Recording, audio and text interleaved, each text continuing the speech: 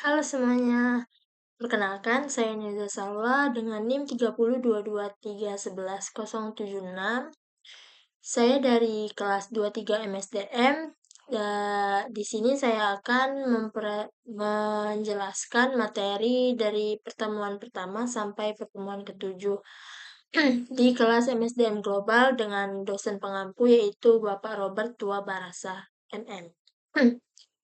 Nah, pertama saya akan menjelaskan materi mengenai manajemen sumber daya manusia global, konsep dan praktik. Materi ini membahas bagaimana perusahaan mengelola sumber daya manusia dalam skala internasional, terutama ketika perusahaan tersebut beroperasi di beberapa negara dengan budaya, hukum, dan kondisi sosial yang berbeda. Di era globalisasi saat ini, perusahaan tidak hanya beroperasi di satu negara saja. Banyak perusahaan yang berkembang menjadi perusahaan multinasional.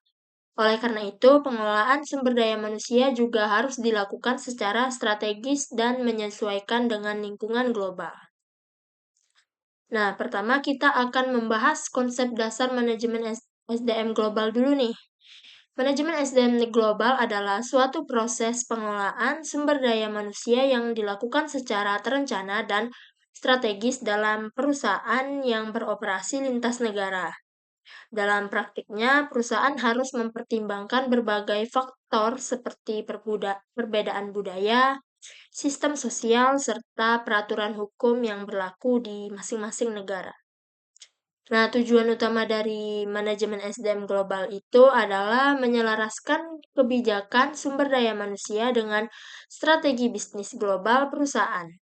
Dengan demikian, perusahaan dapat tetap kompetitif di pasar internasional dan mampu menciptakan nilai tambah melalui pengelolaan talenta yang efektif. Dengan kata lain, SDM tidak hanya dipandang sebagai tenaga kerja, tetapi juga sebagai aset strategis yang menentukan keberhasilan perusahaan di tingkat global. Selanjutnya kita masuk ke ruang lingkup manajemen SDM global. Nah, ruang lingkupnya ini mencakup beberapa aspek penting. Yang pertama adalah rekrutmen dan seleksi. Perusahaan multinasional harus mampu menjaring talenta terbaik dari berbagai negara. Proses rekrutmen ini tidak hanya mempertimbangkan kemampuan teknis, tetapi juga kesesuaian dengan budaya organisasi dan kemampuan bekerja dalam lingkungan multikultural. Yang kedua adalah pelatihan dan pengembangan. Karyawan yang bekerja di lingkungan global perlu memiliki kompetensi lintas budaya. Oleh karena itu, perusahaan perlu menyediakan program pelatihan yang dapat meningkatkan kemampuan komunikasi, kerjasama internasional, serta pemahaman terhadap perbedaan budaya.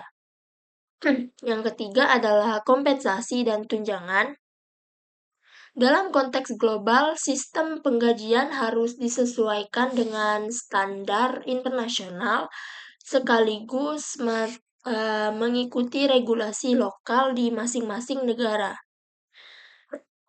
Hal ini penting agar perusahaan tetap kompetitif dalam menarik dan mempertahankan talenta terbaik. Nah, yang keempat adalah hubungan industrial. Perusahaan harus memastikan bahwa seluruh kebijakan ketenagakerjaan yang diterapkan telah sesuai dengan hukum dan peraturan yang berlaku di negara tempat perusahaan beroperasi. Dalam praktiknya, pengelolaan SDM global tidak selalu mudah. Ada beberapa tantangan utama yang sering dihadapi perusahaan. Yang pertama adalah keberagaman budaya. Nah, setiap negara memiliki nilai, norma, dan gaya komunikasi yang berbeda. Perbedaan ini dapat mempengaruhi cara karyawan bekerja sama dalam tim internasional. Oleh karena itu, perusahaan harus memiliki sensitivitas budaya yang tinggi agar kolaborasi dapat berjalan dengan baik. Yang kedua adalah perbedaan regulasi ketenagakerjaan. Nah, setiap negara memiliki aturan hukum yang berbeda mengenai kontrak kerja, perlindungan tenaga kerja, hingga sistem pengupahan. Perusahaan harus mampu beradaptasi dengan peraturan tersebut agar tidak menimbulkan masalah hukum. Nah, yang ketiga adalah persaingan talenta global. Saat ini, perusahaan di seluruh dunia berlomba-lomba untuk mendapatkan sumber daya manusia yang berkualitas tinggi. Hal ini membuat perusahaan harus memiliki strategi yang efektif untuk menarik, mengembangkan, dan mempertahankan karyawan terbaik. Dan yang keempat adalah transformasi teknologi. Perkembangan teknologi yang sangat cepat menuntut karyawan untuk terus belajar dan beradaptasi dengan perubahan digital. Oleh karena itu, perusahaan perlu mendukung pengembangan keterampilan digital bagi karyawannya. Untuk menghadapi berbagai tantangan tersebut, perusahaan perlu menerapkan strategi yang tepat dalam pengelolaan SDM global. Yang pertama, MSDM sebagai mitra strategis bisnis. Departemen tidak hanya berfungsi sebagai bagian administratif, tetapi juga sebagai mitra strategis yang mendukung visi dan misi perusahaan melalui pengelolaan talenta yang efektif. Nah, yang kedua, pengembangan kepemimpinan global. Perusahaan perlu membangun pemimpin yang memiliki kemampuan memimpin tim lintas budaya serta mampu beradaptasi dengan berbagai kondisi internasional. Yang ketiga, pengukuran efektivitas SDM. Perusahaan perlu menggunakan metrik dan analitik untuk mengukur kontribusi SDM terhadap pencapaian tujuan bisnis. Nah, yang keempat, membangun budaya organisasi yang inklusif. Lingkungan kerja yang menghargai keberagaman akan meningkatkan produktivitas, kreativitas, dan loyalitas karyawan. Selanjutnya, kita membahas praktik terbaik atau best practice dalam MSDM global. Salah satunya adalah rekrutmen berbasis teknologi. Dengan menggunakan sistem digital, perusahaan dapat menjaring talenta dari berbagai negara secara lebih cepat dan efisien. Kemudian pelatihan lintas budaya, program pelatihan ini membantu karyawan memahami perbedaan budaya sehingga dapat bekerja sama dengan lebih efektif dalam tim internasional. Nah, selanjutnya adalah kompensasi yang kompetitif. Perusahaan perlu menyediakan paket remunerasi yang menarik dan adil agar mampu mempertahankan karyawan yang berkualitas. Terakhir adalah integrasi sistem HRIS dan HRMS. Teknologi ini membantu perusahaan mengelola data karyawan secara terintegrasi dan real-time sehingga proses pengambilan keputusan menjadi lebih efektif. Nah, contoh penerapan manajemen SDM global itu dapat dilihat pada perusahaan multinasional yang beroperasi di Indonesia.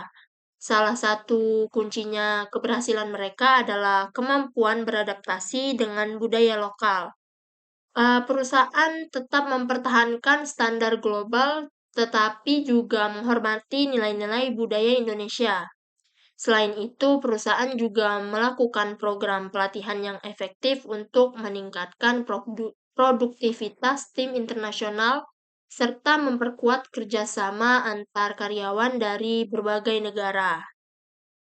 Dalam beberapa kasus seperti merger atau kerjasama internasional, sering terjadi perbedaan budaya yang memicu konflik. Oleh karena itu, perusahaan menerapkan pendekatan komunikasi yang inklusif dan terbuka untuk mengelola konflik tersebut dengan baik.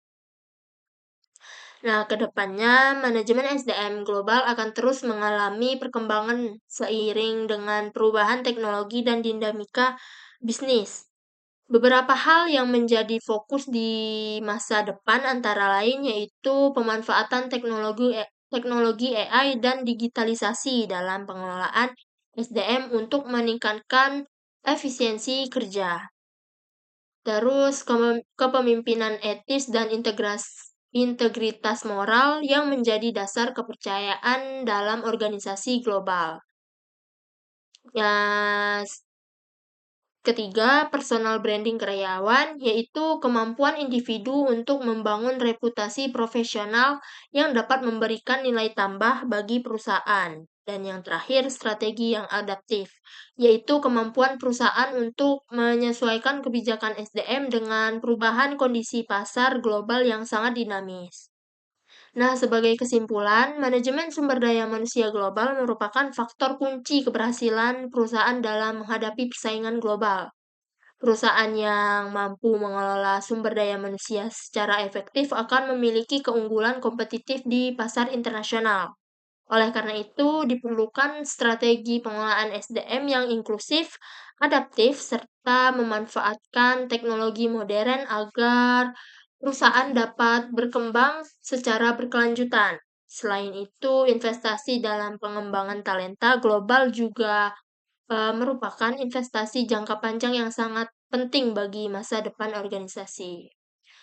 Sekian dari materi manajemen sumber daya manusia global. Selanjutnya kita akan membahas materi pertemuan kedua. Selanjutnya kita akan membahas mengenai pengertian MSDM domestik dan MSDM internasional. MSDM domestik merupakan proses pengelolaan sumber daya manusia yang dilakukan dalam lingkup satu negara saja. Dalam sistem ini, perusahaan hanya perlu menyesuaikan kebijakan SDM dengan peraturan, budaya, serta sistem yang berlaku di tingkat nasional. Karena hanya berada dalam satu negara, pengelolaan SDM domestik cenderung lebih sederhana. Perusahaan hanya mengikuti satu sistem hukum ketenagakerjaan, satu budaya kerja utama, serta satu bahasa komunikasi. Sementara itu, MSDM internasional merupakan pengelolaan sumber daya manusia yang dilakukan lintas negara. Dalam konteks ini, perusahaan harus menghadapi berbagai tantangan yang lebih kompleks, seperti perbedaan budaya, perbedaan sistem hukum ketenagakerjaan, serta hambatan bahasa dalam operasional global. Dengan kata lain, pengelolaan SDM internasional membutuhkan kemampuan adaptasi yang lebih tinggi dibandingkan MSDM domestik. Nah, dalam manajemen SDM internasional terdapat 3 kategori utama karyawan. Kategori pertama adalah ekspatriat. Ekspatriat merupakan karyawan yang berasal dari negara asal perusahaan yang ditempatkan untuk bekerja di kantor cabang di luar negeri. Biasanya mereka memiliki tugas khusus seperti mengawasi operasional cabang atau mentransfer pengetahuan dan budaya perusahaan kepada karyawan lokal.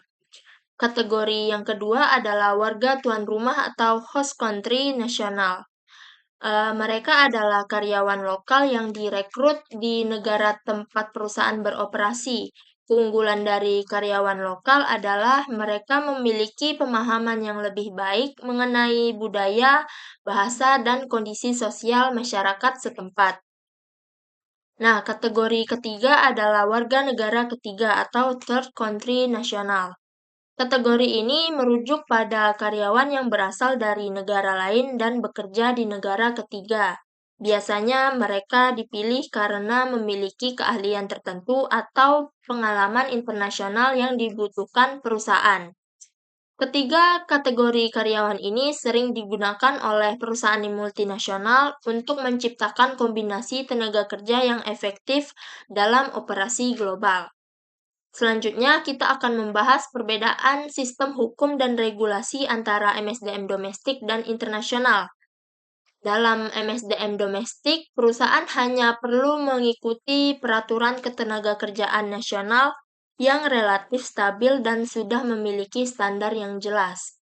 Sebaliknya, dalam MSDM internasional, perusahaan harus mematuhi berbagai peraturan ketenagakerjaan di setiap negara tempat mereka beroperasi. Setiap negara memiliki aturan yang berbeda, bahkan sering mengalami perubahan kebijakan. Contoh perbedaan regulasi tersebut antara lain yaitu yang pertama aturan mengenai cuti tahunan, yang kedua upah minimum, yang ketiga jam kerja, yang keempat kontrak kerja, serta yang keempat adalah hak dan perlindungan karyawan. Perbedaan-perbedaan ini membuat perusahaan multinasional harus memiliki sistem manajemen yang fleksibel agar dapat menyesuaikan kebijakan SDM dengan regulasi di masing-masing negara. Faktor lain yang mempengaruhi MSDM internasional adalah kondisi politik dan stabilitas negara. Dalam operasi internasional, perusahaan sering menghadapi risiko politik, seperti perubahan kebijakan pemerintah, perubahan peraturan ketenagakerjaan, atau kebijakan ekonomi yang tidak terduga.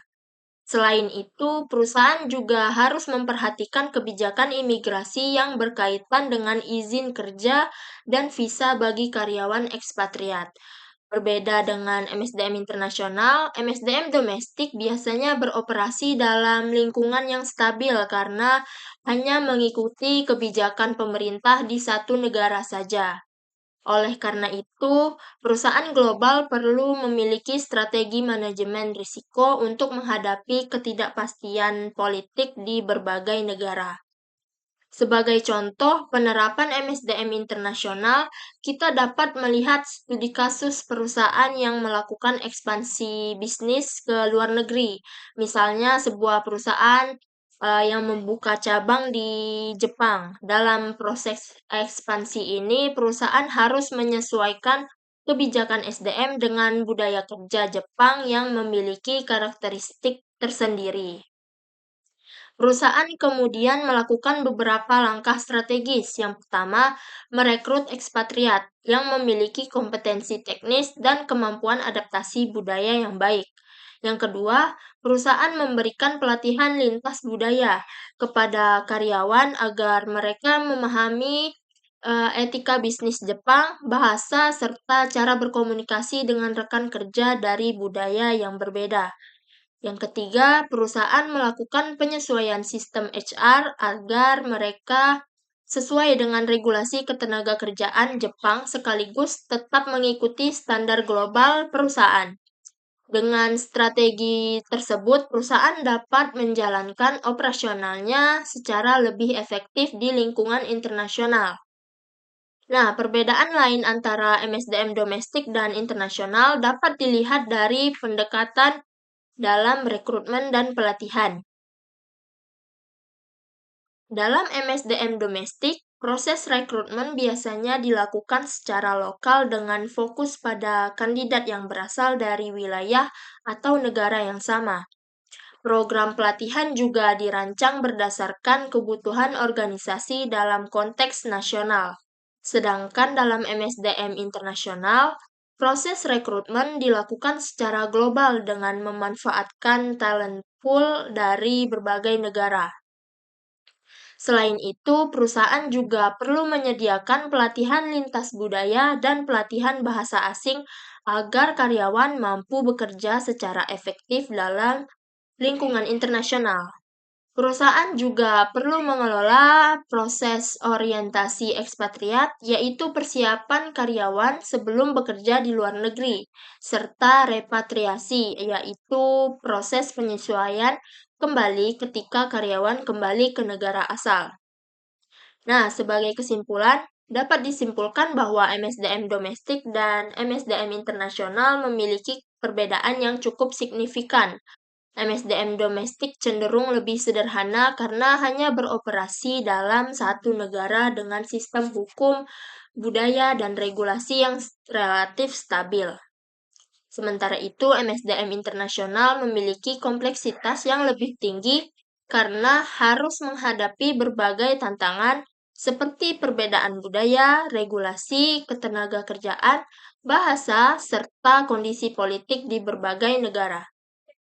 Oleh karena itu, perusahaan multinasional perlu memiliki strategi pengelolaan sumber daya manusia yang fleksibel, adaptif, dan berbasis global agar dapat mengelola tenaga kerja internasional secara efektif.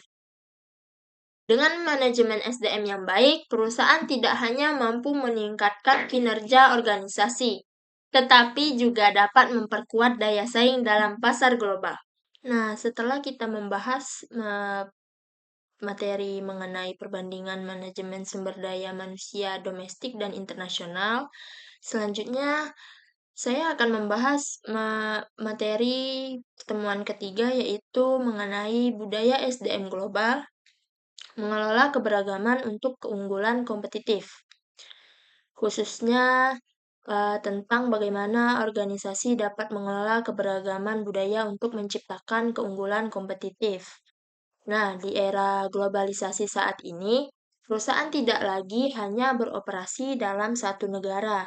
Banyak organisasi yang memiliki karyawan dari berbagai latar belakang budaya, bahasa, dan nilai sosial yang berbeda.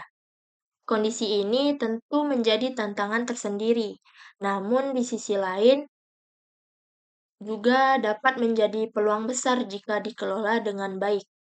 Nah, melalui materi ini, saya akan membahas beberapa hal penting, yaitu globalisasi dan transformasi budaya SDM, kompleksitas manajemen SDM global, dampak teknologi terhadap budaya kerja, strategi adaptasi budaya, serta bagaimana perusahaan multinasional membangun budaya kerja yang inklusif. Pertama, kita akan membahas globalisasi dan transformasi budaya sumber daya manusia. Globalisasi telah mempercepat integrasi ekonomi dan sosial antar negara, sehingga pasar tenaga kerja menjadi semakin saling terhubung. Hal ini memungkinkan perusahaan untuk merekrut talenta dari berbagai negara dan latar belakang budaya yang berbeda. Namun, kondisi ini juga menciptakan tantangan multikultural bagi perusahaan. Organisasi harus mampu mengelola tenaga kerja yang memiliki perbedaan nilai, norma, cara berkomunikasi, serta cara bekerja. Jika perbedaan tersebut tidak dikelola dengan baik, maka dapat menimbulkan konflik atau kesalahpahaman dalam organisasi. Sebaliknya, jika keberagaman tersebut dikelola secara efektif, maka dapat menjadi sumber inovasi dan kreativitas dalam perusahaan. Oleh karena itu, inklusivitas menjadi kunci utama dalam membangun budaya kerja global. Lingkungan kerja yang inklusif akan membuat setiap karyawan merasa dihargai, diterima, dan memiliki kesempatan yang sama untuk berkembang. Selanjutnya, kita akan membahas kompleksitas dalam manajemen SDM global. Dalam organisasi global, perusahaan harus mampu mengelola berbagai perbedaan yang muncul dari operasi di berbagai negara. Salah satu kompleksitas tersebut adalah perbedaan budaya, norma sosial, serta regulasi ketenagakerjaan yang berlaku di setiap negara. Selain itu, perusahaan juga perlu melakukan penyelarasan strategis antara kebijakan SDM lokal dengan strategi global perusahaan. Artinya, kebijakan yang diterapkan di setiap negara harus tetap sejalan dengan visi dan tujuan organisasi secara keseluruhan. Dalam praktiknya, perusahaan juga perlu menerapkan berbagai sistem manajemen SDM seperti rekrutmen, pelatihan, serta penilaian kinerja yang konsisten. Namun, sistem tersebut tetap harus bersifat fleksibel agar dapat menyesuaikan dengan kondisi dan budaya lokal di masing-masing negara. Dengan pendekatan ini, perusahaan dapat menciptakan organisasi yang tetap terintegrasi secara global, namun tetap menghargai perbedaan lokal. Perkembangan teknologi juga memiliki pengaruh besar terhadap budaya kerja dalam organisasi global. Saat ini kita memasuki era revolusi digital, di mana teknologi seperti kecerdasan buatan atau artificial intelligence, otomatisasi, serta platform digital telah mengubah cara kerja dan cara berkomunikasi dalam organisasi. Digitalisasi memungkinkan karyawan dari berbagai negara untuk bekerja sama secara lebih mudah melalui sistem kerja jarak jauh atau remote working. Hal ini membuat kolaborasi lintas negara menjadi lebih cepat dan efisien.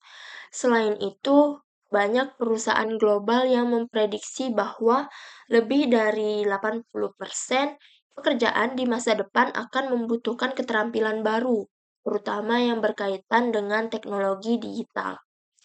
Oleh karena itu, organisasi perlu mendorong karyawan untuk terus meningkatkan keterampilan mereka agar dapat beradaptasi dengan perubahan teknologi yang sangat cepat. Untuk memahami penerapan budaya SDM global, kita dapat melihat contoh dari beberapa perusahaan multinasional besar. Salah satunya adalah perusahaan Google. Perusahaan ini dikenal memiliki program pelatihan keberagaman budaya yang sangat komprehensif. Program ini bertujuan untuk meningkatkan kreativitas tim serta menghasilkan inovasi produk yang lebih baik. Contoh lainnya adalah Microsoft yang menerapkan program Cross-Cultural Management. Program ini membantu karyawan memahami perbedaan budaya dan meningkatkan kolaborasi antar tim internasional. Hasil dari strategi tersebut cukup signifikan. Perusahaan mampu meningkatkan retensi talenta global, meningkatkan kepuasan karyawan, serta memperkuat kerjasama antar tim multikultural.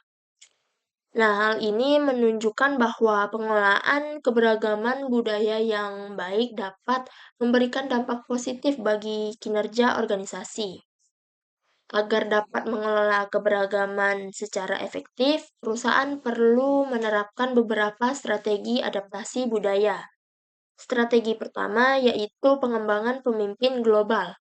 Pemimpin dalam organisasi global harus memiliki kemampuan untuk memahami berbagai budaya dan mampu berkomunikasi secara efektif dengan tim yang beragam. Strategi yang kedua adalah pelatihan berkelanjutan.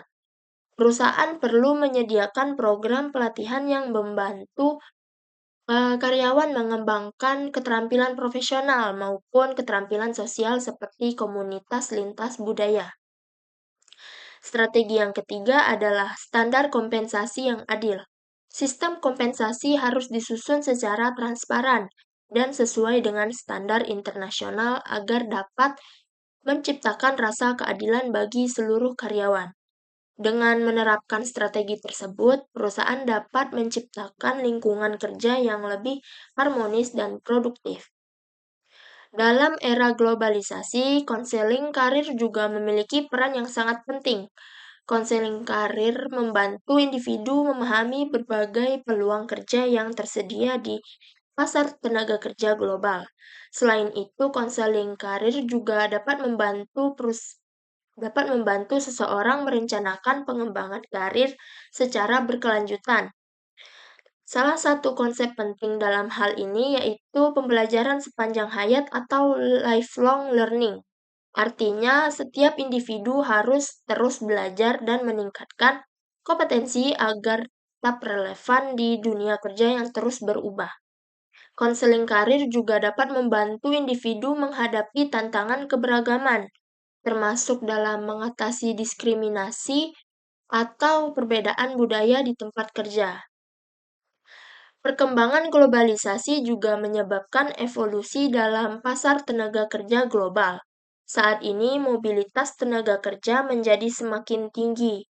Banyak pekerja yang dapat bekerja di berbagai negara atau bahkan bekerja secara virtual dari jarak jauh.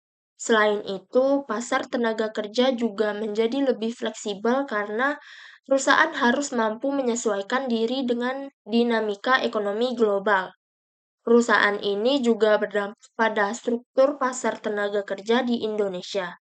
Oleh karena itu, tenaga kerja Indonesia perlu meningkatkan kompetensi agar mampu bersaing di tingkat global. Sebagai kesimpulan, dapat dikatakan bahwa budaya SDM global merupakan salah satu faktor penting dalam keberhasilan organisasi di era globalisasi. Perusahaan yang mampu membangun budaya kerja yang inklusif dan adaptif akan memiliki keunggulan kompetitif yang lebih kuat di pasar global. Selain itu, investasi dalam pengembangan sumber daya manusia serta pemanfaatan teknologi juga menjadi faktor penting dalam meningkatkan kinerja organisasi. Dan terakhir, keberhasilan organisasi global juga sangat bergantung pada kepemimpinan yang mampu menggabungkan wawasan global dengan pemahaman budaya lokal. Demikian materi mengenai budaya SDM global. Selanjutnya, saya akan membahas materi pertemuan keempat, yaitu mengenai strategi dan struktur perusahaan multinasional dalam manajemen sumber daya manusia global.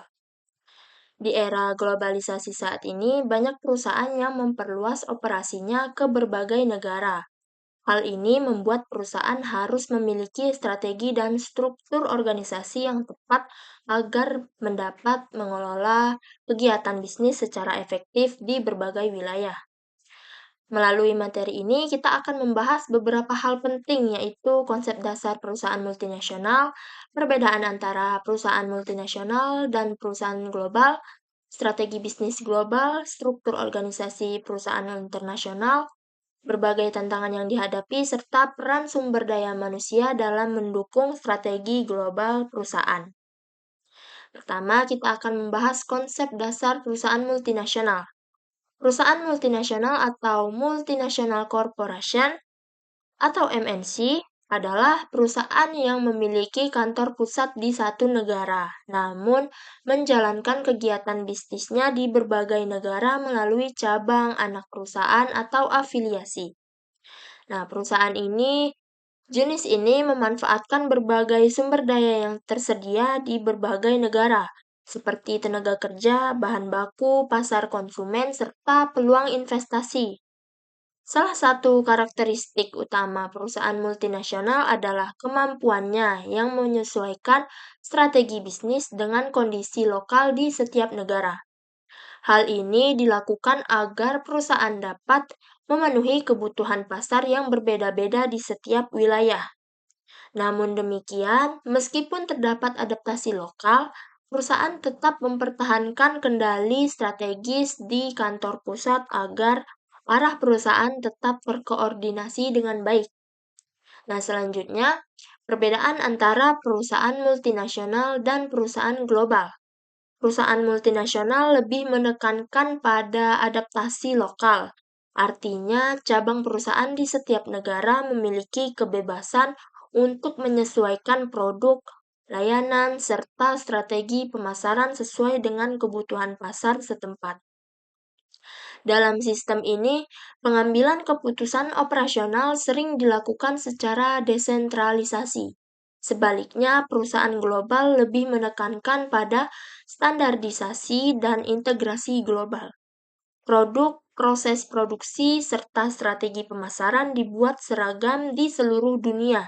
Dalam sistem ini, keputusan strategis biasanya dibuat secara terpusat oleh kantor pusat. Dengan kata lain, perusahaan multinasional lebih fleksibel terhadap kebutuhan lokal, sedangkan perusahaan global lebih fokus pada efisiensi dan konsistensi merek di seluruh dunia. Perusahaan multinasional biasanya memiliki jaringan operasi yang luas di berbagai wilayah dunia. Jaringan ini dapat berupa kantor cabang, pabrik produksi, pusat distribusi, atau anak perusahaan yang tersebar di berbagai negara. Keberadaan jaringan global ini memberikan beberapa keuntungan bagi perusahaan, antara lain yaitu memanfaatkan biaya tenaga kerja yang lebih rendah di beberapa negara, mendapatkan akses langsung ke pasar konsumen di berbagai wilayah, mendekati sumber bahan baku, juga memanfaatkan insentif atau kebijakan pemerintah lokal. Dengan strategi ini, perusahaan dapat meningkatkan efisiensi sekaligus memperluas jangkauan pasar secara global. Selanjutnya, strategi bisnis perusahaan global. Salah satu strategi yang sering digunakan adalah standarisasi global. Strategi ini menekankan konsistensi produk, proses produksi, serta identitas merek di seluruh dunia. Dengan standarisasi ini, perusahaan dapat mencapai economies of scale, yaitu efisiensi biaya produksi karena proses yang seragam di berbagai negara. Contoh perusahaan yang menerapkan strategi ini adalah Apple. Produk iPhone yang dijual di berbagai negara memiliki desain dan fitur yang hampir sama. Bahkan pengalaman pelanggan di Apple Store juga dirancang seragam di seluruh dunia. Nah, strategi ini membantu Apple membangun citra merek global yang kuat dan konsisten di mata konsumen. Perusahaan multinasional biasanya memiliki struktur organisasi yang memungkinkan keseimbangan antara kontrol pusat dan fleksibilitas lokal. Struktur ini umumnya terdiri dari beberapa tingkat. Yang pertama yaitu kantor pusat global yang bertugas menetapkan visi, misi, serta strategi jangka panjang perusahaan. Yang kedua, divisi regional yang mengoordinasikan kegiatan bisnis di wilayah tertentu seperti Asia, Eropa, atau Amerika. Yang ketiga yaitu cabang negara yang memiliki tanggung jawab untuk menyesuaikan strategi perusahaan dengan kondisi pasar nasional. Dan yang keempat adalah unit lokal yang menjalankan kegiatan operasional sehari-hari dan berinteraksi langsung dengan pelanggan. Struktur ini membantu perusahaan multinasional tetap terkoordinasi secara global, namun tetap responsif terhadap kebutuhan pasar lokal. Berbeda dengan perusahaan multinasional, perusahaan global biasanya memiliki struktur organisasi yang lebih terpusat. Dalam struktur ini, sebagian besar keputusan strategis dan operasional dibuat oleh kantor pusat. Selain itu, berbagai fungsi organisasi seperti pemasaran, produksi, penelitian, dan pengembangan, serta manajemen SDM dikoordinasikan secara global. Keuntungan dari struktur ini adalah efisiensi operasional yang tinggi dan konsistensi merek global. Namun, struktur ini juga memiliki kelemahan, yaitu kurangnya fleksibel dalam menyesuaikan diri dengan kebutuhan pasar lokal yang berbeda-beda. Karena itu, banyak perusahaan modern yang menggabungkan kedua pendekatan tersebut dalam bentuk struktur hybrid. Nah, dalam menjalankan operasinya, perusahaan multinasional menghadapi berbagai tantangan. Salah satu tantangan utamanya yaitu perbedaan budaya dan regulasi. Setiap negara memiliki norma budaya, sistem hukum, serta aturan bisnis yang berbeda. Jika perusahaan tidak memahami perbedaan tersebut, maka dapat terjadi kesalahan strategi atau bahkan krisis reputasi.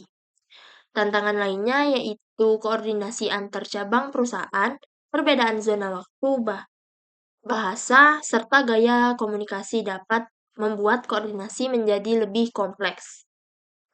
Selain itu, perusahaan juga menghadapi tantangan dalam manajemen talenta global, yaitu bagaimana menarik, mengembangkan, dan mempertahankan karyawan berkualitas tinggi di berbagai negara. Perusahaan biasanya tidak langsung menjadi perusahaan multinasional dalam waktu singkat. Mereka melalui beberapa tahap perkembangan. Tahap pertama yaitu home replication, yaitu perusahaan masih fokus pada pasar domestik namun mulai melakukan ekspor ke luar negeri. Tahapan yang kedua yaitu multidomestik, di mana perusahaan mulai melakukan adaptasi produk dan strategi sesuai dengan pasar lokal di berbagai negara. Tahapan yang ketiga yaitu global atau transnasional, yaitu kegiatan perusahaan telah memiliki integrasi penuh dalam operasi internasional dan memiliki kendali terhadap berbagai anak perusahaan di seluruh dunia. Nah, sumber daya manusia memiliki peran yang sangat penting dalam keberhasilan strategi global perusahaan. Departemen SDM harus mampu mengembangkan kebijakan yang adaptif terhadap berbagai budaya dan regulasi lokal di setiap negara. Selain itu, SDM juga bertanggung jawab dalam mengelola talenta global, termasuk mengidentifikasi calon pemimpin masa depan serta menyediakan program pengembangan kepemimpinan internasional. Beberapa fungsi penting SDM dalam organisasi global yaitu cross-cultural management, yaitu mengelola komunikasi dan kerjasama antar budaya. Selanjutnya, global mobility, yaitu mengatur program penugasan karyawan ke berbagai negara. Dan terakhir, learning and development, yaitu menyediakan pelatihan yang mengembangkan kompetensi global karyawan. Dengan pengelolaan SDM yang baik, perusahaan dapat membangun organisasi yang kuat dan mampu bersaing di tingkat internasional. Sebagai kesimpulan, perusahaan multinasional membutuhkan strategi dan struktur organisasi yang tepat untuk menjalankan operasinya di berbagai negara. Perusahaan harus mampu menemukan keseimbangan antara standarisasi global dan adaptasi lokal agar dapat mencapai efisiensi sekaligus memahami kebutuhan pasar di setiap wilayah. Selain itu, fungsi sumber daya manusia memiliki peran strategis dalam mendukung implementasi strategi global melalui pengelolaan talenta, pengembangan kepemimpinan, serta penciptaan budaya organisasi yang inklusif. Di era globalisasi yang terus berkembang, kemampuan perusahaan untuk beradaptasi dan berinovasi menjadi faktor utama dalam mempertahankan keberhasilan jangka panjang. Nah, demikian dari materi strategi dan struktur perusahaan multinasional dalam manajemen SDM global. Selanjutnya akan dibahas mengenai pertemuan keempat. Nah, setelah kita membahas materi pertemuan keempat tadi, sekarang kita akan membahas materi yang kelima, yaitu mengenai integrasi sumber daya manusia global dengan tema menyatukan talenta di era tanpa batas. Nah, di era globalisasi saat ini, perkembangan teknologi dan ekonomi membuat batas antar negara menjadi semakin terbuka. Banyak perusahaan yang beroperasi di berbagai negara sekaligus. Hal ini menuntut organisasi untuk mampu mengelola sumber daya manusia dari berbagai latar belakang budaya, bahasa, dan negara. Integrasi SDM global menjadi sangat penting karena perusahaan harus mampu menggabungkan berbagai talenta dari seluruh dunia agar dapat bekerja secara efektif dan dalam satu organisasi. Pada pembahasan kali ini, yang pertama kita akan membahas mengapa integrasi SDM global menjadi sangat penting bagi organisasi modern. Salah satu faktor utamanya yaitu globalisasi bisnis. Saat ini, pasar dan jaringan bisnis telah melampaui batas geografis, sehingga perusahaan memiliki peluang untuk melakukan ekspansi ke berbagai negara di dunia. Selain itu, sumber daya manusia yang berkualitas juga menjadi aset strategis bagi perusahaan dalam persaingan global yang semakin ketat. Organisasi yang memiliki talenta terbaik akan memiliki keunggulan kompetitif yang lebih kuat.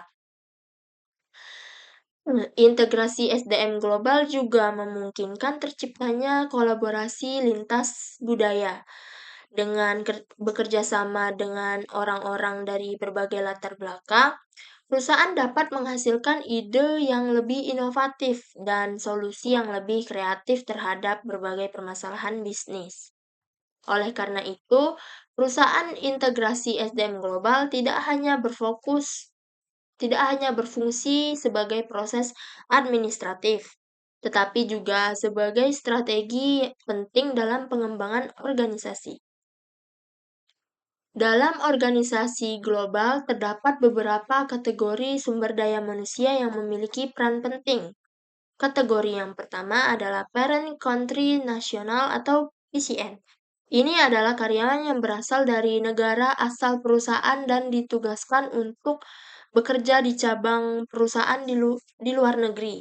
Biasanya mereka membawa nilai, budaya, serta sistem kerja dari kantor pusat perusahaan. Kategori yang kedua adalah Host Country Nasional atau HCN. Karyawan ini merupakan tenaga kerja lokal yang direkrut di negara tempat perusahaan mereka beroperasi.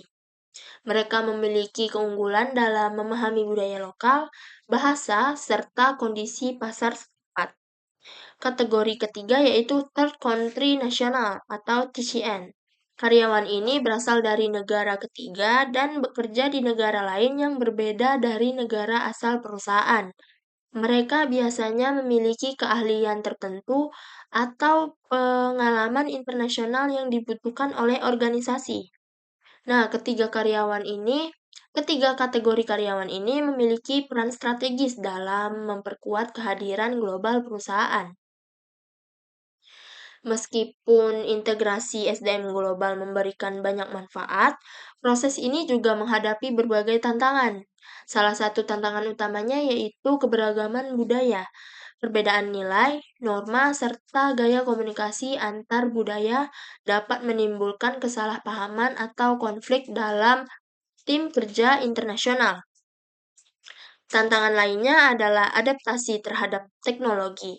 Banyak perusahaan saat ini menggunakan sistem HR digital, platform kerja jarak jauh, serta berbagai alat kolaborasi modern. Implementasi teknologi ini memerlukan pelatihan serta penyesuaian bagi para karyawan. Selain itu, perusahaan juga harus menghadapi perubahan ekspektasi karyawan. Generasi tenaga kerja modern mengharapkan fleksibilitas kerja, keseimbangan antara kehidupan dan pekerjaan, serta perhatian terhadap kesejahteraan karyawan. Oleh karena itu, organisasi perlu mengembangkan strategi manajemen SDM yang mampu mengakomodasi berbagai kebutuhan tersebut. Teknologi memainkan peran yang sangat penting dalam mendukung integrasi SDM global. Salah satu contohnya yaitu penggunaan platform digital mobilitas karyawan. Sistem ini memungkinkan perusahaan untuk mengelola penugasan internasional, relokasi karyawan, serta memantau mobilitas talenta secara real time di berbagai negara. Selain itu, perusahaan juga memanfaatkan otomasi HR lintas negara. Dengan teknologi ini, proses seperti penggajian internasional, perhitungan pajak, serta kepatuhan terhadap regulasi dapat dilakukan secara efisien. Teknologi lain yang semakin berkembang adalah HR, analytics, dan kecerdasan buatan atau AI. Teknologi ini digunakan untuk menganalisis data karyawan, memprediksi kebutuhan talenta di masa depan, serta membantu pengambilan keputusan strategis dalam manajemen SDM. Dengan memanfaatkan teknologi tersebut, perusahaan dapat mengelola tenaga kerja global secara lebih efektif dan efisien. Saat ini, mobilitas tenaga kerja global juga mengalami perubahan yang cukup signifikan. Salah satu tren yang berkembang adalah penugasan fleksibel. Perusahaan tidak lagi hanya menggunakan penugasan jangka panjang, tapi juga penugasan jangka pendek atau proyek khusus di berbagai negara. Selain itu, muncul juga fenomena kerja jarak jauh atau remote working.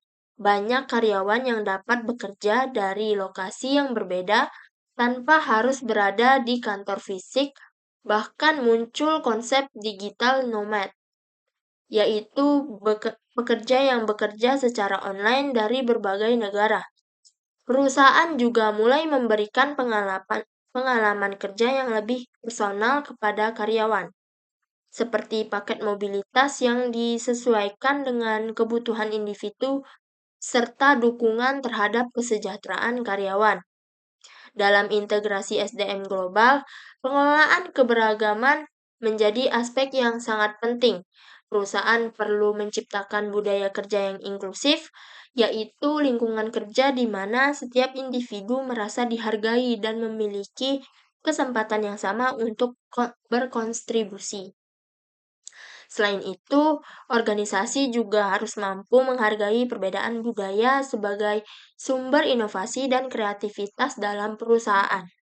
Pemimpin dalam organisasi global juga harus memiliki sensitivitas budaya, yaitu kemampuan untuk memahami perbedaan budaya dan memimpin tim multikultural secara efektif. Dengan pendekatan ini, perusahaan dapat membangun tim yang lebih solid dan produktif. Dalam lingkungan kerja global yang terus berubah, pengembangan kompetensi karyawan menjadi sangat penting. Salah satu cara yang dilakukan perusahaan adalah melalui pelatihan lintas budaya.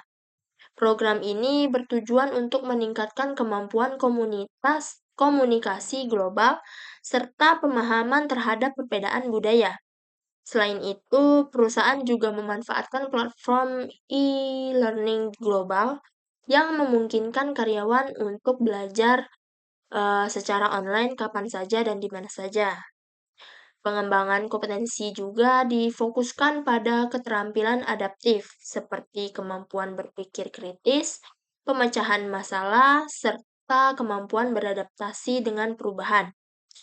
Dengan pengembangan kompetensi yang berkelanjutan, karyawan dapat menghadapi tantangan global dengan lebih baik. Nah, sebagai kesimpulan, integrasi SDM global merupakan salah satu faktor penting dalam keberhasilan organisasi di era globalisasi. Kolaborasi antara talenta dari berbagai negara dan budaya dapat menciptakan sinergi yang kuat serta mendorong inovasi dalam organisasi. Selain itu, pemanfaatan teknologi digital dan pembangunan budaya kerja yang inklusif menjadi fondasi penting dalam proses integrasi SDM global. Dalam strategi yang tepat, integrasi SDM global tidak hanya menjadi tantangan operasional, tetapi juga menjadi peluang strategis untuk pertumbuhan dan transformasi organisasi di masa depan. Demikian materi pertemuan kelima. Selanjutnya akan dilanjutkan membahas mengenai materi pertemuan keenam. Nah, selanjutnya kita akan membahas materi pertemuan keenam, yaitu mengenai tahapan internasionalisasi perusahaan dalam manajemen sumber daya manusia. Materi ini menjelaskan bagaimana perusahaan mempersiapkan dan mengelola sumber daya manusia ketika memasuki pasar global. Di era globalisasi saat ini, banyak perusahaan tidak hanya beroperasi di satu negara saja, tetapi juga memperluas bisnisnya ke berbagai negara. Ketika perusahaan masuk ke pasar internasional, maka pengelolaan sumber daya manusianya juga harus menyesuaikan dengan kondisi global. Oleh karena itu, diperlukan beberapa tahapan penting agar perusahaan mampu mengelola tenaga kerja lintas secara efektif. Secara umum, terdapat 7 tahapan utama dalam internasionalisasi MSDM, mulai dari persiapan internal perusahaan hingga pengembangan budaya organisasi global. Tahapan yang pertama, yaitu persiapan internal perusahaan. Sebelum perusahaan memasuki pasar global, organisasi harus memastikan bahwa sumber daya manusia yang dimiliki sudah siap menghadapi tantangan internasional. Hal pertama yang perlu dilakukan adalah penilaian kesiapan SDM. Perusahaan harus melakukan evaluasi secara mendalam terhadap kemampuan karyawan, seperti kompetensi profesional, kemampuan beradaptasi, serta kesiapan bekerja di lingkungan internasional. Selanjutnya, pengembangan kompetensi lintas budaya. Ketika perusahaan beroperasi di berbagai negara, karyawan akan berinteraksi dengan orang dari latar belakang budaya yang berbeda. Oleh karena itu, kemampuan memahami budaya lain dan kemampuan berbahasa asing menjadi sangat penting agar komunikasi dengan mitra global dapat berjalan dengan efektif. Selain itu, perusahaan juga perlu membangun struktur organisasi yang fleksibel. Struktur organisasi harus mampu beradaptasi dengan dinamika pasar internasional yang cepat berubah. Artinya, perusahaan harus memiliki sistem kerja yang tidak kaku dan mampu menyesuaikan strategi bisnis di berbagai negara. Tahapan ini menjadi fondasi penting karena tanpa persiapan internal yang kuat, perusahaan akan mengalami kesulitan ketika mulai bersaing di pasar global. Tahapan yang kedua yaitu rekrutmen dan seleksi global. Ketika perusahaan sudah mulai beroperasi secara internasional, maka kebutuhan tenaga kerja tidak hanya berasal dari satu negara saja, tetapi bisa berasal dari berbagai negara. Perusahaan perlu menyusun strategi pencarian talenta global. Artinya, perusahaan harus mampu menarik kandidat berkualitas dari berbagai belahan dunia, misalnya melalui platform rekrutmen internasional atau jaringan profesional global. Namun, proses seleksi juga tidak bisa dilakukan dengan cara yang sama di setiap negara. Oleh karena itu, perusahaan perlu melakukan adaptasi proses seleksi. Hal ini mencakup penyesuaian metode wawancara, tes kemampuan, serta prosedur perekrutan agar sesuai dengan regulasi tenaga kerjaan dan norma budaya di masing-masing negara. Setelah karyawan diterima, perusahaan juga harus memastikan adanya integrasi tenaga kerja. Karyawan baru yang berasal dari latar belakang budaya berbeda perlu diberikan orientasi agar mereka dapat beradaptasi dengan lingkungan kerja dan budaya perusahaan. Keberagaman tenaga kerja ini sebenarnya menjadi kekuatan bagi perusahaan karena tim internasional dapat membawa perspektif baru, meningkatkan inovasi, serta memperkuat daya saing perusahaan di pasar global. Tahapan yang ketiga adalah pelatihan dan pengembangan karyawan internasional. Dalam lingkungan kerja global, pelatihan menjadi faktor yang sangat penting untuk meningkatkan kemampuan karyawan. Salah satu bentuk pelatihan yang sering dilakukan adalah pelatihan lintas budaya. Program ini bertujuan untuk meningkatkan pemahaman karyawan terhadap nilai, norma, dan kebiasaan kerja di berbagai negara sehingga mereka dapat bekerja secara efektif di lingkungan multikultural.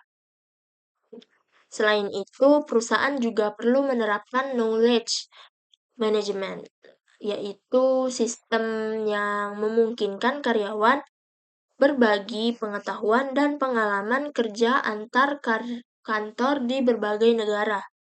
Dengan adanya sistem ini, praktik terbaik dari satu negara dapat diterapkan di negara lainnya. Penelitian juga menunjukkan bahwa perusahaan yang memiliki program pelatihan internasional yang baik dapat mengalami peningkatan produktivitas hingga sekitar 35%. Hal ini menunjukkan bahwa investasi dalam pengembangan karyawan merupakan faktor penting bagi keberhasilan perusahaan global. Tahapan selanjutnya adalah manajemen kinerja dan kompensasi internasional. Perusahaan perlu memiliki sistem evaluasi kinerja yang dapat digunakan secara global namun tetap mempertimbangkan kondisi lokal. Misalnya, indikator kinerja atau KPI harus disesuaikan dengan target perusahaan sekaligus memperhatikan budaya kerja di masing-masing negara. Kemudian, perusahaan juga harus merancang strategi kompensasi yang kompetitif.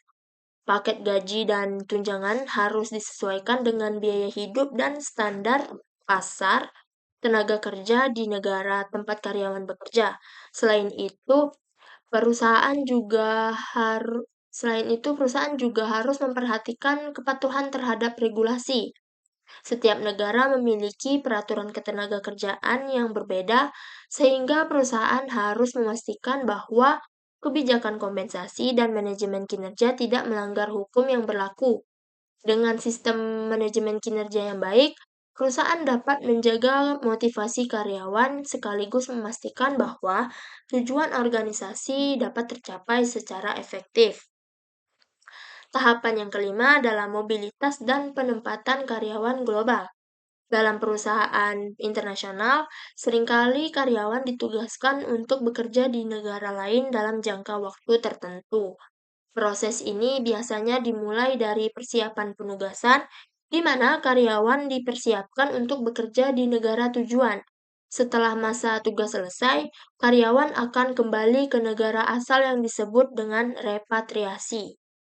Mobilitas karyawan global memberikan banyak manfaat bagi perusahaan.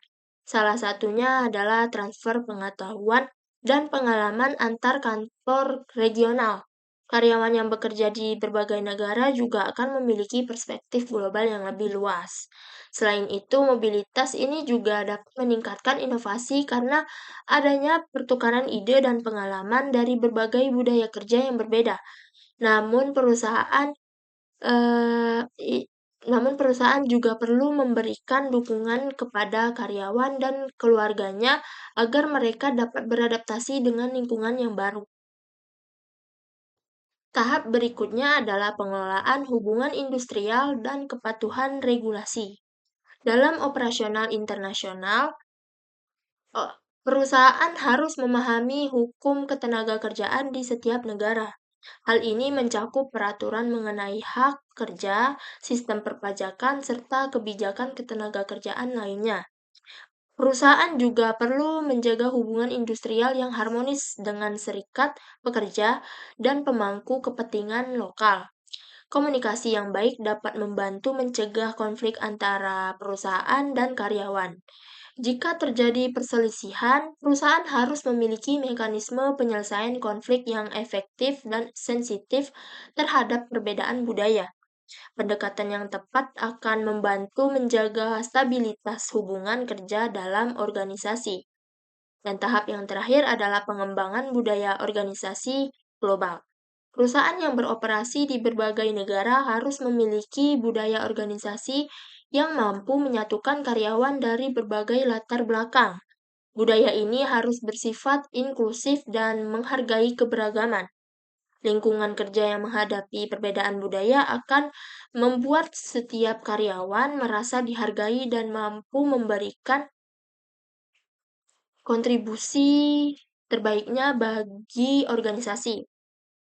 Selain itu, perusahaan juga membutuhkan kepemimpinan global, yaitu pemimpin yang mampu menggabungkan nilai universal perusahaan dengan kearifan lokal di setiap negara. Budaya organisasi yang kuat akan menjadi keunggulan kompetitif bagi perusahaan karena dapat menarik talenta terbaik serta meningkatkan kolaborasi dalam tim global. Sebagai kesimpulan, internasionalisasi perusahaan tidak hanya berkaitan dengan ekspansi bisnis ke luar negeri, tetapi juga melibatkan pengelolaan sumber daya manusia secara global. Terdapat beberapa tahapan penting yang harus diperhatikan, yaitu mulai dari persiapan internal perusahaan, rekrutmen global, pelatihan karyawan internasional, manajemen kinerja dan kompensasi, mobilitas karyawan, pengelolaan hubungan industrial, hingga pengembangan budaya organisasi global.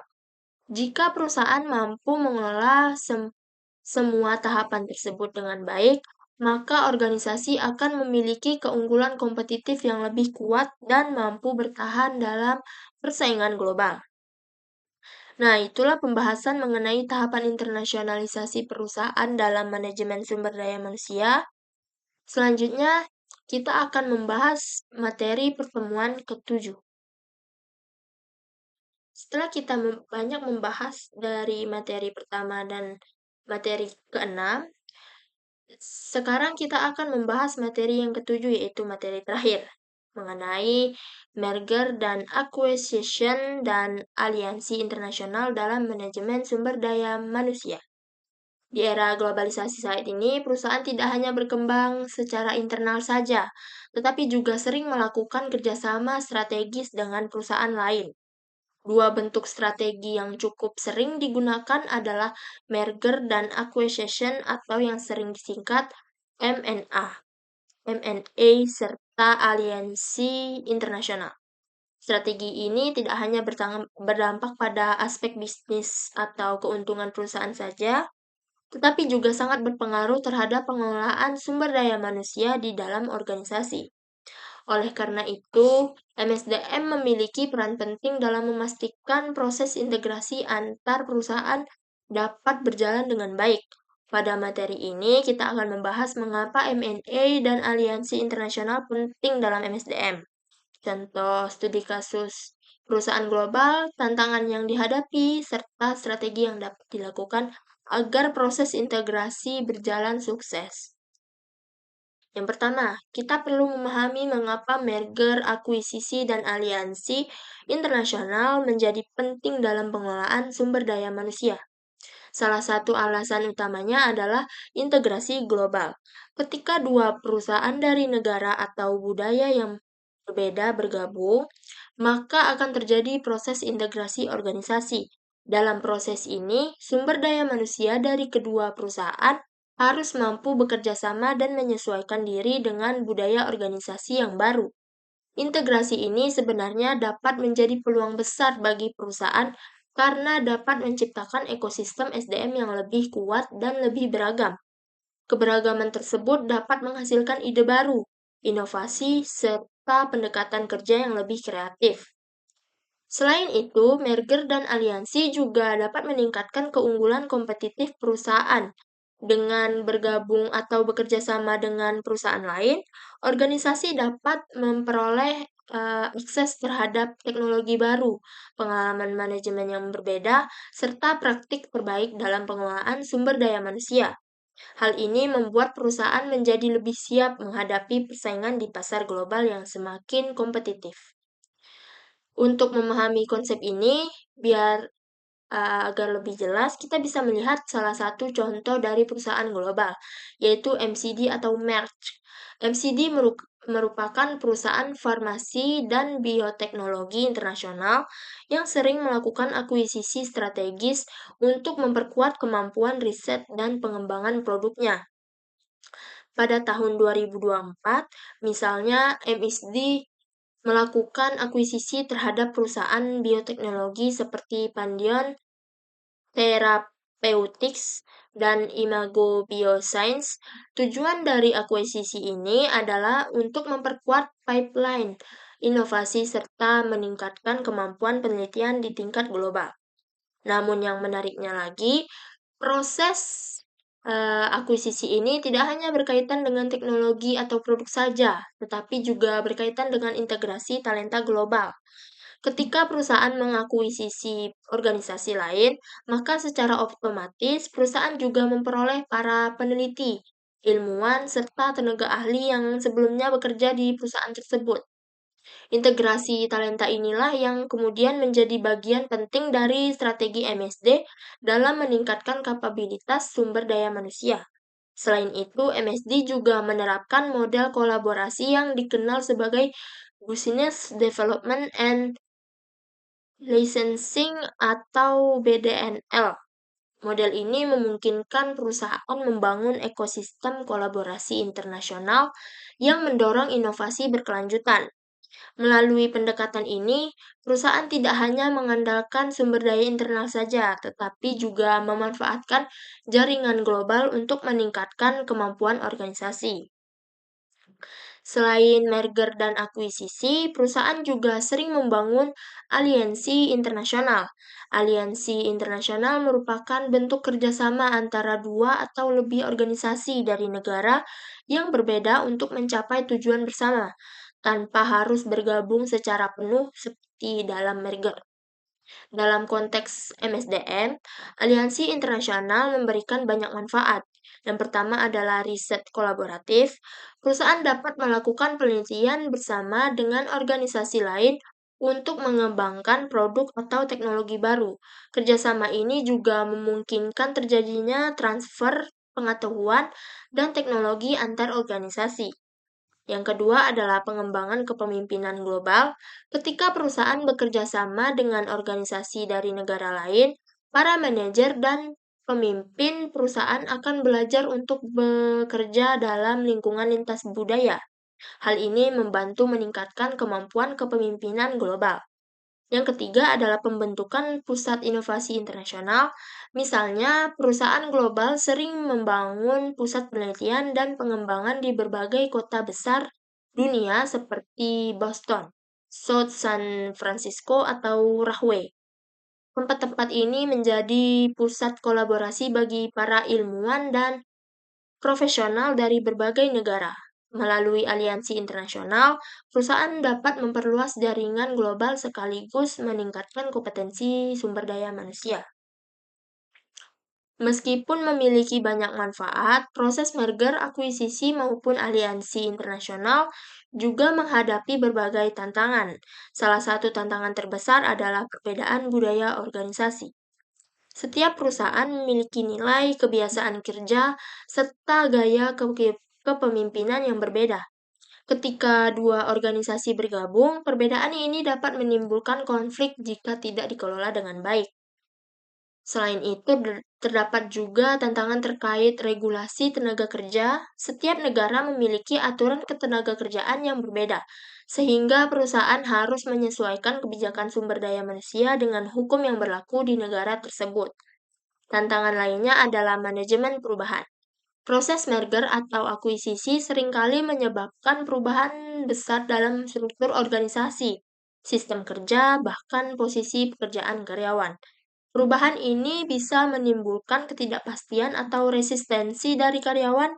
Kemudian ada juga tantangan dalam komunikasi internasional, perbedaan bahasa budaya, serta zona waktu dapat menjadi hambatan dalam koordinasi antar tim global.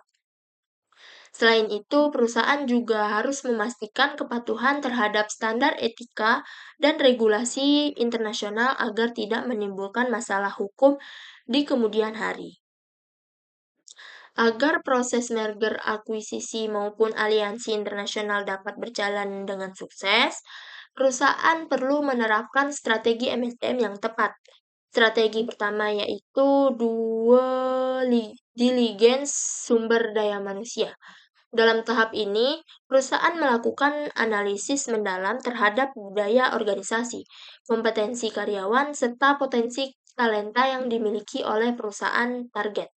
Langkah ini penting agar perusahaan dapat memahami kekuatan dan kelemahan sumber daya manusia sebelum proses integrasi dilakukan. Strategi kedua adalah proses integrasi karyawan. Setelah proses merger atau akuisisi terjadi, perusahaan perlu menyelenggarakan program pelatihan lintas budaya serta orientasi kerja untuk membangun karyawan beradaptasi dengan lingkungan organisasi yang baru. Program ini bertujuan untuk menyatukan nilai, visi, serta cara kerja antara karyawan dari kedua perusahaan. Strategi ketiga adalah pengembangan kepemimpinan global. Perusahaan harus mempersiapkan pemimpin yang mampu mengelola tim multikultural serta menghadapi dinamika bisnis internasional. Selain itu, organisasi juga perlu memiliki strategi retensi talenta kunci agar karyawan yang memiliki kompetensi penting tetap bertahan di perusahaan setelah proses integrasi. Jika dikelola dengan baik, merger, akuisisi, dan aliansi internasional dapat memberikan berbagai dampak positif bagi perusahaan. Salah satunya adalah peningkatan inovasi dan agility organisasi. Perusahaan dapat menjadi lebih cepat dan merespons perubahan pasar global karena memiliki sumber daya dan pengetahuan yang lebih luas. Selain itu, perusahaan juga mendapatkan akses terhadap talenta global dengan jaringan internasional yang lebih luas. Organisasi dapat merekrut dan bekerja sama dengan tenaga kerja terbaik dari berbagai negara. Kemudian terdapat juga sinergi berkelanjutan melalui integrasi sumber daya dan kolaborasi antar organisasi. Perusahaan dapat mengoptimalkan penggunaan sumber daya untuk mencapai pertumbuhan bisnis jangka panjang. Nah, sebagai kesimpulan, merger akuisisi dan aliansi internasional merupakan strategi penting dalam pengembangan organisasi di era global. Namun, keberhasilan strategi ini tidak hanya ditentukan oleh aspek bisnis atau keuangan saja, tetapi juga sangat dipengaruhi oleh bagaimana perusahaan mengelola sumber daya manusianya. Oleh karena itu, MSDM memiliki peran strategis dalam memastikan proses integrasi organisasi berjalan dengan baik, mulai dari analisis sumber daya manusia, pengelolaan perubahan, hingga pengembangan kepemimpinan global. Dengan strategi MSDM yang tepat, perusahaan tidak hanya mampu bertahan di pasar global, tetapi juga dapat menciptakan inovasi, meningkatkan daya saing, serta membangun organisasi yang lebih kuat dan berkelanjutan. Nah, itulah pembahasan mengenai merger dan acquisition dan aliansi internasional dalam MSDM. Nah, demikianlah eh, penjelasan dari pertemuan pertama sampai pertemuan ketujuh. Semoga rangkuman materi yang saya sampaikan bisa menambah wawasan tentang bagaimana perusahaan global mengelola sumber daya manusia mereka. Terima kasih atas perhatian semuanya. Mohon maaf jika ada kekurangan dalam penyampaian saya. Wassalamualaikum warahmatullahi wabarakatuh.